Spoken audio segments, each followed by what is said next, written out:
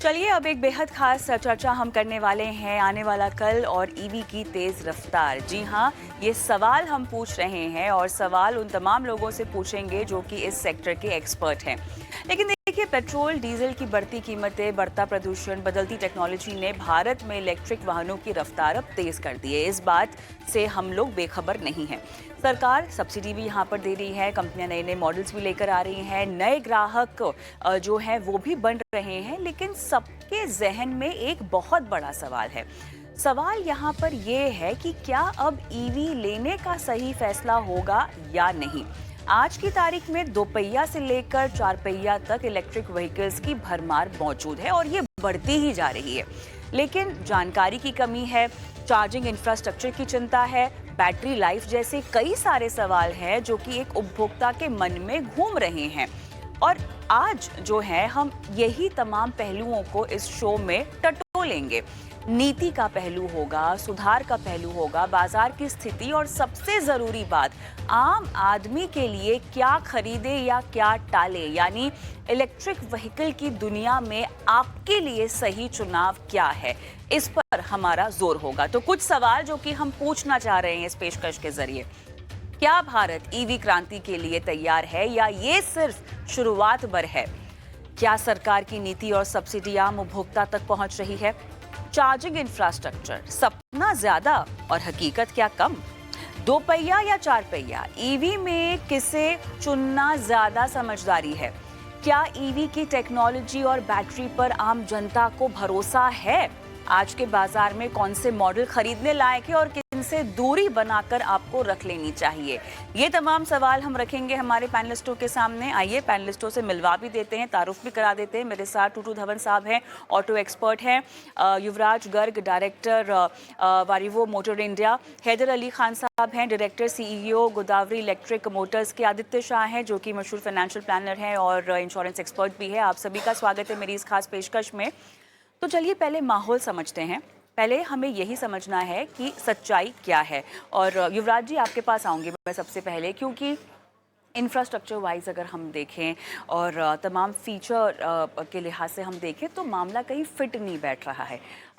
जिस जोश शोर से हमने इस पूरे सफ़र की शुरुआत की थी, वो जोश अब कितना हाई है, कितना कम है?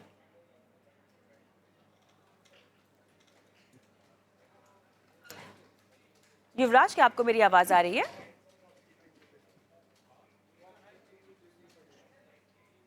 चलिए, मेरे ख्याल से यहाँ पर संपर्क नहीं हो पा रहा। हैदर, क्या आपको मेरी आवाज़ आ रही है? हाँ, हाँ, आ रही जी, है आपकी। आप जवाब दे सकते हैं फिर। जी। देखिए, अभी अगर हम देखेंगे तो लास्ट 1 डेढ़ साल से ईवी इंडस्ट्री मैच्योर होना शुरू हो गया है। अभी जो प्रोडक्ट्स हैं, वो प्रॉपर डिज़ाइन प्रोडक्ट्स हैं। जो परफॉर्मेंस हम एक्सपेक्ट कर रहे हैं, वो परफॉर्मेंस आ रहे हैं। और जब से ये बड़े मैन्युफैक्चरर्स, बड़े प्लेयर्स भी इसमें आए हैं, तो ये मार्केट और हॉट अप हो रहा है, मैच्योर हो रहा है और कंज्यूमर कॉन्फिडेंस बढ़ रहा है। फॉर एग्जाम्पल, आज जो हम बैटरी लाइफ पहले 3 साल 2 साल की देते थे, आज हर कंपनी 5+ ईयर्स की बैटरी लाइफ दे रहा है।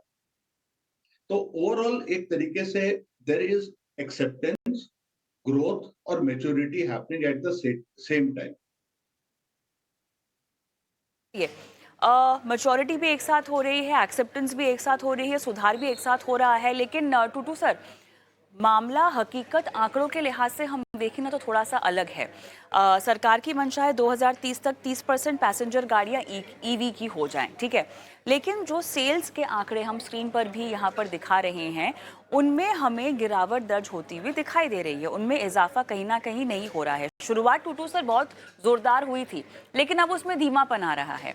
तो क्या इस हकीकत में आंकड़ों में कितनी सच्चाई है और ये अब किस तरह का एक रूप इस पूरे डेवलपिंग स्टोरी का दिखाते हैं?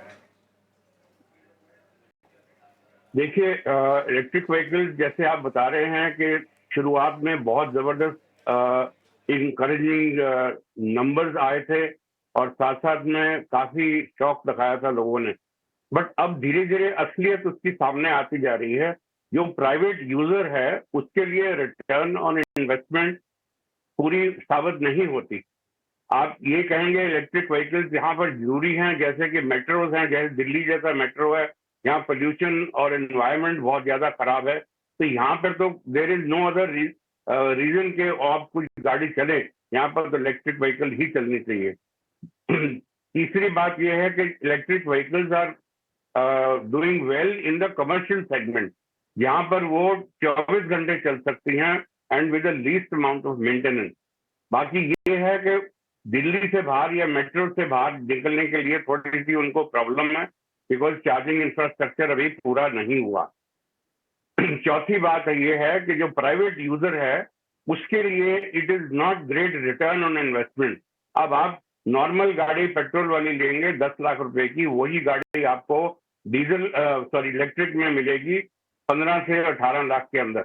इसका मतलब है कि आप 5 से 8 लाख रुपए फालतू खर्च कर रहे हैं फॉर इलेक्ट्रिक, जिसके साथ if you are buying an electric for yourself, इसका मतलब है कि you are trying to save money on petrol, but वो आपको जो इंटरेस्ट 6-7 लाख के ऊपर है उसके साथ आप अपनी गाड़ी चला सकते हैं and yet you have the money in your bank. So there are a lot of wisdom ideas which are now coming floating around. जो private user को it is not proving to be very viable, but for commercial use they are very good and they are doing very well. In fact, जो आपके 2 wheelers हैं वो भी बहुत बढ़िया चल रहे हैं कमर्शियल यूज के लिए। जो जितने भी सर्विस प्रोवाइडर्स हैं स्विगी और जैसे जोमेटो एंड ऑल, उनके सिर के ऊपर आपके इलेक्ट्रिक 2 व्हीलर्स बहुत सेल चल रही है उनकी।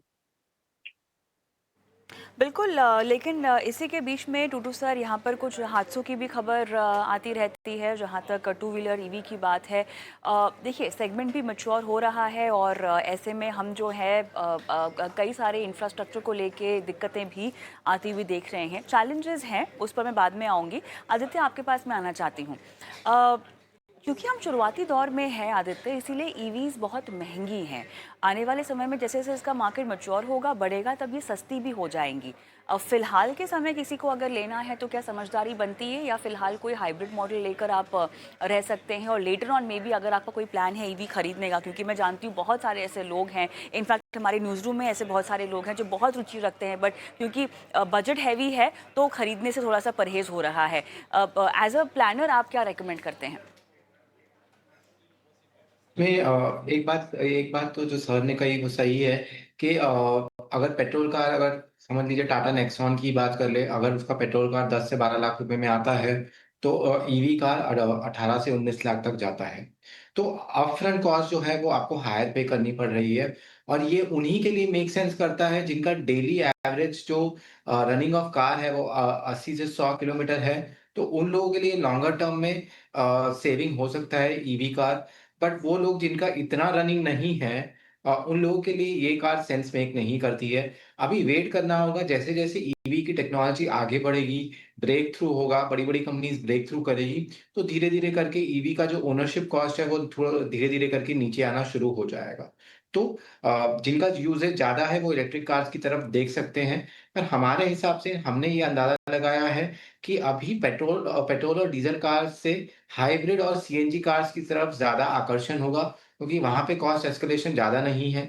अगर आप सीएनजी कार की तरफ देखेंगे तो 1 से 1.5 लाख रुपए का ही एक्स्ट्रा कॉस्ट होता है और उनकी एफिशिएंसी भी ज़्यादा होती है। तो मैं नए प्रोस्पेक्टिव कार होल्डर्स को ये बताना चाहूँगा कि आप हाइब्रिड और सीएनजी कार्स की तरफ देखिए। जब तक ईवी कार्स में कोई मैच्योरिटी नहीं आती है और कॉस्ट ऑफ ओनरशिप नीचे नहीं जाती है, तब आप ईवी कार्स की तरफ देख सकते हैं। अभी वही ईवी कार्स की तरफ जाएँ जिनका डेली रन जो है वो 80 से 100 किलोमीटर के आसपास है, उनके लिए थोड़ा सेंस मेक कर सकते हैं।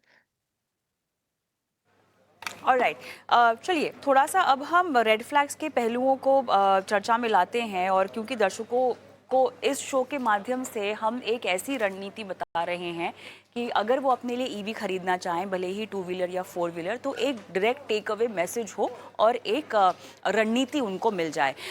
हैदर अली जी, आपके पास में आऊँगी क्योंकि अब हमें रेड फ्लैग्स की बात करनी है। हमने बहुत सारे ऐसे इश्यूज सुने हैं जहाँ पे गाड़ियों में आग लग जाती है, गाड़ियाँ ख़राब हो जाती है, चार्जिंग स्टेशंस, बैटरीज क्योंकि बहुत ज़्यादा महंगी भी होती हैं। अब ये रेड फ्लैग्स को कितना हद तक हमें अपने बाइंग डिसीजंस पर हावी होने देना चाहिए, ये हमें समझाइए। तो कौन कौन से तय रेड फ्लैग्स हैं अभी? टूटू सर के पास भी मैं आऊँगी इसी पर विस्तार से बात करने के लिए, लेकिन पहले आप जवाब दें। हमारा बाइंग डिसीजन इन सब फैक्टर्स पे कितना डिपेंडेंट होना चाहिए, कितना डिपेंडेंट नहीं होना चाहिए? ओके, देखिए सेफ्टी का जहां तक सवाल है, अभी आप गारंटी ले सकती हैं कि 100% बैटरीज आर सेफ, क्योंकि ज्यादातर मैन्युफैक्चरर्स जो हैं एलएफपी टेक्नोलॉजी पे चले आए हैं, which is absolutely a safe technology. और गवर्नमेंट के जो रेगुलेशंस आए हैं AIS 156 के, वो इंश्योर करते हैं कि आपके जो बैटरीज हैं उसमें इतने सेफ्टी लॉक्स हैं कि कुछ होगा नहीं। आपके टेम्परेचर सेंसर्स हैं, प्रेशर वॉल्व्स हैं, सेल्स के बीच में हर सेल्स के बीच में आपको फ्यूज लगाना है। तो ये इस पे मैं ये बोल सकता हूँ कि एब्सोल्युटली ईवीज आर सेफ। जहां तक चार्जिंग का सवाल है, 2 व्हीलर एंड 3 व्हीलर तो इन हाउस चार्जिंग फैसिलिटी देती है। आप घर में चार्ज कर सकते हैं 15 एम्प के अपने इसमें सॉकेट्स में। और बाकी जो 4 व्हीलर है, वो ज्यादातर कंपनी जो है आपको कंप्लीट चार्जिंग इंफ्रास्ट्रक्चर आपके गैरेज में सेटअप करके दे देते हैं।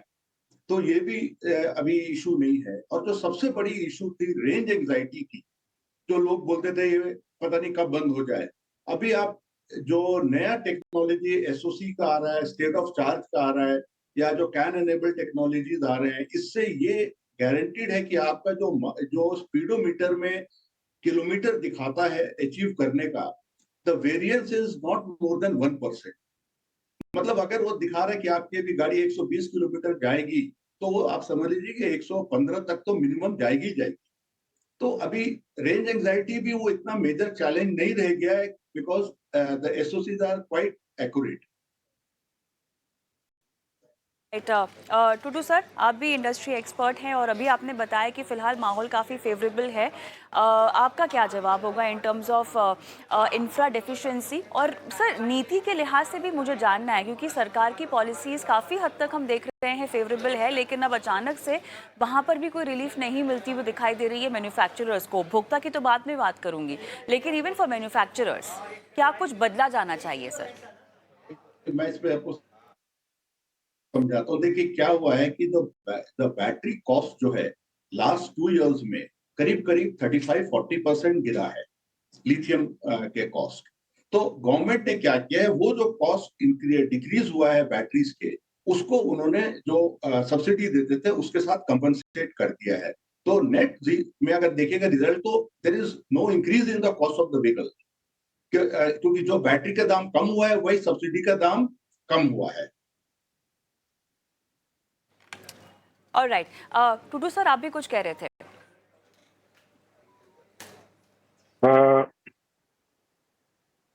नहीं, आपका क्या क्वेश्चन क्या था? जी, मेरा सवाल पहला तो वही था कि बाइंग डिसीजन पर इंफ्रास्ट्रक्चर इश्यूज कितने हावी होने चाहिए, और दूसरा रिफॉर्म्स और पॉलिसीज को लेकर जो हैदर अली जी ने भी कहा, उनके आगे आप और क्या ऐड करेंगे? देखिए, सबसे पहले तो there has to be a government initiative जो इस प्रोडक्ट को आगे बढ़ा सके। अब हमारी तरफ से इनिशिएट तो बहुत कुछ हो जाता है on the higher level, but on the ground level वो does not see this light at the end of the tunnel. अब आप देखेंगे, आप सीएनजी को आए हुए को 35 साल हो गए हैं, और अभी भी कोई 1 घंटे से कम आपको नहीं लगता टू गेट सीएनजी। अब ऐसी ही हालत आप इलेक्ट्रिक व्हीकल्स की बात कर रहे हैं। बहुत सारे मेट्रोज के अंदर स्टेशन बनाए थे, and out of that I think more than 50% of them are non functional, and either they are non functional, या वहां पर लोगों ने गार्बेज डाल दिया है, या उसके अंदर से सामान निकाल के लोग चोरी हो गया। तो उसके बाद वो आगे नहीं चलेगा। बाकी जो इलेक्ट्रिक व्हीकल जो सीरियसली लेना चाहते हैं, and people who do intercity travelling, उनके लिए they don't have confidence in taking this vehicle outside the metros, और उनको पता नहीं है कि उनका कहाँ पे जाके उनको जरूरत पड़ जाए, और साथ साथ में inconvenience of sitting there for maybe 2 hours और सो to get the charging done and then move forward. तो ऐसी ब्रेक जर्नी नहीं कोई चाहता कि रास्ते के अंदर हो विद फैमिली, तो आप वो this becomes inconvenient and is unthinkable कि आप इलेक्ट्रिक व्हीकल को लेके जाएंगे अपने बच्चों के साथ, फैमिली के साथ, and then you get into all these issues on the way. तो जब तक ऐसी कॉन्फिडेंस लेवल नहीं बढ़ते, electric vehicles will not be as successful as one is thinking it will be. चलिए आदित्य, अभी आपका जो रोल है वो ये बताने का कि अगर आपने ईवी खरीद ली है तो किस तरह से अपने इंश्योरेंस को ध्यान में रखा जाए. बजटिंग तो करनी ही होगी, और देखिए फाइनेंशियल प्लानिंग काम ही तब आती है आदित्य जब आप इस तरह के फाइनेंशियल गोल्स को प्लान करके आगे बढ़ें. तो लोन लेना है, नहीं लेना है, वो आप बताइए कितना लेना है. इंश्योरेंस में क्योंकि आजकल जो एक एड ऑन आपको मिल रहा है आपकी मोटर इंश्योरेंस पॉलिसी में वो है ईवी बैटरी इंश्योरेंस, जो कि बहुत चर्चित है और वो ज़रूरी आपको शामिल करना चाहिए. इसकी भी अहमियत बताइए आदित्य. तो इंश्योरेंस में आपको जो इंश्योरेंस है वो कॉम्प्रिहेंसिव इंश्योरेंस लेना है. आपके पार्ट्स में जो डेप्रिसिएशन होता है, जीरो डेप, वो इंश्योरेंस लेना है, ताकि पहले 3 से 5 साल में अगर कोई भी प्रॉब्लम गाड़ी में आए तो पार्ट्स की जो पूरी कॉस्ट है वो इंश्योरर पे करे. First point. ईवी कार में स्पेसिफिकली बैटरी की जो इंश्योरेंस है वो लेना बहुत ज़रूरी है. अगर बैटरी की वजह से गाड़ी में कोई भी प्रॉब्लम हुई तो वो सर्विस हो जाएगी पूरी आपकी इंश्योरेंस पॉलिसी में. तो ये भी एक बहुत इंपॉर्टेंट चीज़ है. हालांकि जब आप ईवी कार खरीदेंगे तो आपका जो आप जहां डीलर से खरीदेंगे उसका टाई अप रहेगा किसी ना किसी इंश्योरर के साथ, और वो ये जीरो डेप और बैटरी इंक्लूडेड इंश्योरेंस आपको प्रोवाइड करेगा. तो उसमें कोई प्रॉब्लम नहीं है. अब आई लोन की बात. तो मेरे हिसाब से मैं अपने क्लाइंट्स को यही एडवाइस करता हूँ कि आप वो ही गाड़ी लीजिए जो आज जहाँ पे आप 20 से 30% मिनिमम डाउन पेमेंट कर सकते हैं, 60 से 70% आप लोन ले सकते हैं, पर आपकी जो ईएमआई है वो टोटल में अबाउट 10 से 15% से ऊपर आपके टोटल मंथली इनकम से ज़्यादा नहीं होनी चाहिए. वही गाड़ी लीजिए जो आप अफोर्ड कर सकता है. लोन मिल रहा है इसी चक्कर में कोई बड़ी गाड़ी ना लीजिए जो आप अफोर्ड नहीं कर सकते हैं, क्योंकि आपके गोल्स में अगर आप देखें तो कार बहुत ही नीचे आता है. रिटायरमेंट नंबर 1 गोल होता है, और उसके बाद बच्चों की एजुकेशन वगैरह वो सारे बहुत इंपॉर्टेंट गोल्स हैं. तो मेरे हिसाब से ये नीचे वाला गोल है. इसके लिए 10 से 15% ऑफ योर टोटल इनकम जो है उससे ज़्यादा की ईएमआई ना लें, और कार वही खरीदे जो आप अफोर्ड कर सकते हैं. ज़्यादा बड़ी कार खरीदने की ज़रूरत नहीं.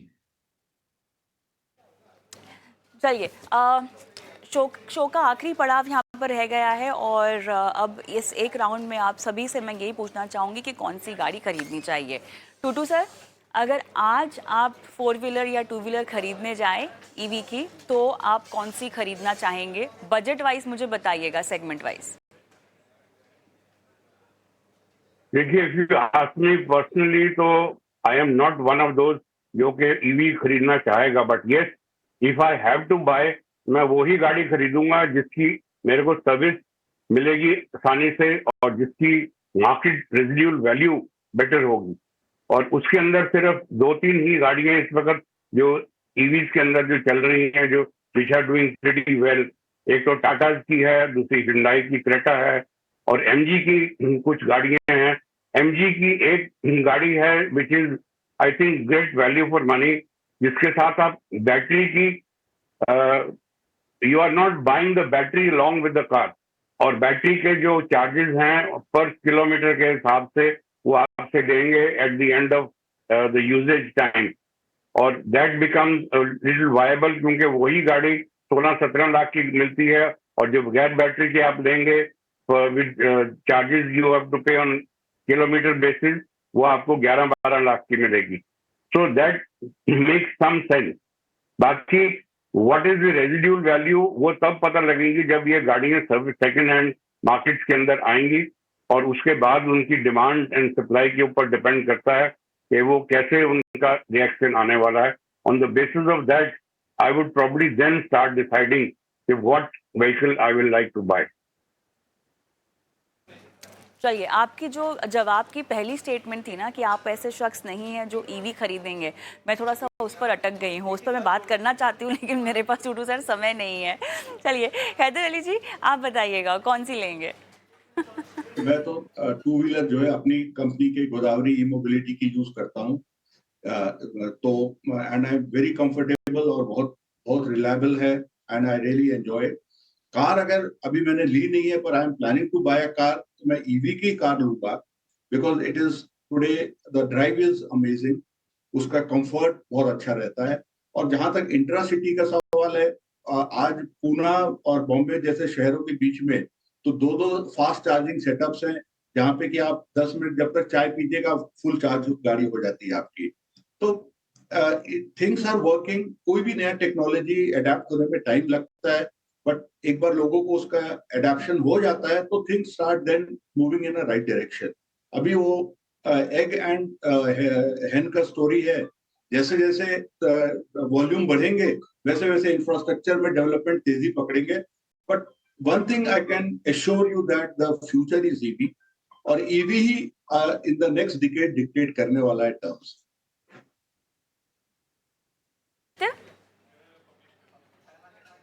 देखिए एमजी का जो विंसर कार आया है जिसमें सर भी बोल रहे थे कि बैटरी जो है वो आपको लीज पे मिलेगी, वो एक अच्छी कार है।